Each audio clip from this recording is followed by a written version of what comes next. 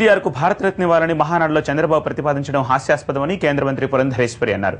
NDA అధికారంలో ఉన్నప్పుడు ఆయన ఎన్టీఆర్ కు భారతరత్న ఎందుకు ఇప్పించలేకపోయారని ప్రశ్నించారు. అధికారం అవకాశం ఉన్నప్పుడు ఏం చేశారని ఎద్దేవా చేశారు. ఒంగోలులోని రైజ్ ఇంజనీరింగ్ కాలేజీలో ఆడిటోరియాన్ని ప్రారంభించిన ఆమె బాబుపై ఈ విమర్శలు చేశారు. మహానాడు సందర్భంలో చేసినటువంటి స్టేట్మెంట్స్ అంటే ఒక రకంగా రామారావు గారికి భారతరత్న ఇవ్వాలని కానివ్వండి, పార్లమెంట్లో వారి విగ్రహాన్ని ప్రతిష్ఠించాలని కానివ్వండి, ఎవరైతే ఇప్పుడు అవన్నీ చేయాలని చెప్పి అంటున్నారో వారు స్వయంగా 9 సంవత్సరాల అధికారంలో ఉన్నారు.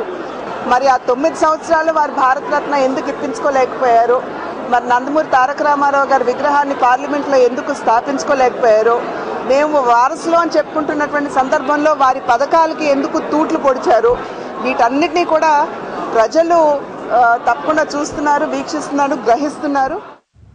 Premier consulting firm providing training in SAP, Java, .NET and Informatica for master's students. Adrex has a strong team of 70 recruiters and vendorship to Fortune 500 companies. Average consultant bench time is 34 days. Please visit www.adrex.com for more details.